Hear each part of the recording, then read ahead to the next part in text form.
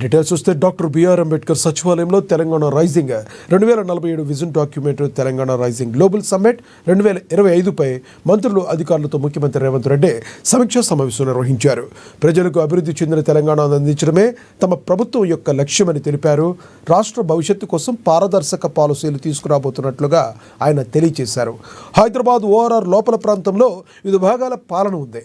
అందుకే ఈ ప్రాంతం మొత్తాన్ని కూడా కో-అర్బన్ రీజియన్గా ఓఆర్ఆర్ ట్రిబుల్ మధ్య ప్రాంతాన్ని పెరి అర్బన్ రీజియన్గా గుర్తించినట్లుగా తెలిపారు. కాలుష్య రహిత నగరంగా హైదరాబాద్ను మార్చాల్సిన అవసరం ఉందని అభిప్రాయపడ్డారు. నగరం నుంచి కాలుష్యకరమైన పరిశ్రమలు బయటకు తరలిస్తామని తెలిపారు. రాష్ట్రానికి మరిన్ని ఎయిర్పోర్ట్లు అవసరం ఉంది. గ్రీన్ఫీల్డ్ హైవేలు, బుల్లెట్ రైళ్ల కోసం కేంద్రాన్ని ఒప్పిస్తున్నట్లుగా తెలిపారు సీఎం రేవంత్. ఇక రాష్ట్రంలో కాంగ్రెస్ ప్రభుత్వం అధికారంలోకి వచ్చి 2 ఏళ్లు పూర్తయిన సందర్భంగా రాష్ట్ర వ్యాప్తంగా ఉత్సవాలు నిర్వహించాలని నిర్ణయించినట్లు డిప్యూటీ సీఎం భట్టి తెలిపారు. ఈ వేడుకలు రేపటి నుంచే ప్రారంభం కాబోతున్నాయని ఆయన తెలియజేశారు. మన తెలంగాణ రాష్ట్రం ఏ విధంగా మన రాష్ట్రానికి సంబంధించిన సంక్షేమం అభివృద్ధి రెండింటిని కూడా 2034 2045 ఒకటేమో 1 ట్రిలియన్ ఎకానమీ 2034 వరకు 2047 వరకు 3 ట్రిలియన్ ఎకానమీ చేయాలని ఒక సంకల్పంతో రాబోయే తరాలకు సరిపడే అభివృద్ధి అంచనాలు వేసుకోవాలని ప్రపంచ స్థాయిలోనే తెలంగాణ అగ్రగామిగా ఉండాలని దానికి అనుగుణంగా కొన్ని లక్ష్యాలను మనం నిర్దేశించుకొని ముందుకు నడవాలనే సారాంశం తెలంగాణ రైజింగ్ 2047 సంబంధించి డిసెంబర్ 8-9 తారీఖు నాడు జరగబోయే ఈ తెలంగాణ రైజింగ్ గ్లోబల్ సమ్మిట్కి సంబంధించి మరి దాదాపు 10 నెలల క్రితం నుంచి మొదలైన కసరత్తు భావి తరాలకు సంబంధించిన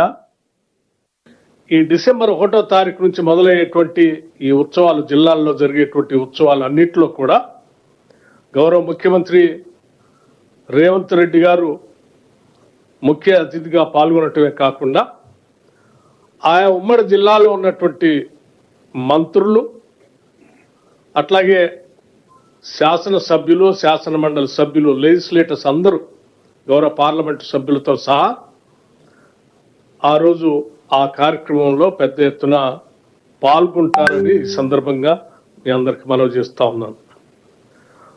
6వ తారీఖు అయిన తర్వాత 7వ తారీఖు నాడు మనందరికీ ఒక పెద్ద ఈ రాష్ట్రానికే ఒక ఐకానిక్గా ఉండేటువంటి ఉస్మానియా యూనివర్సిటీలో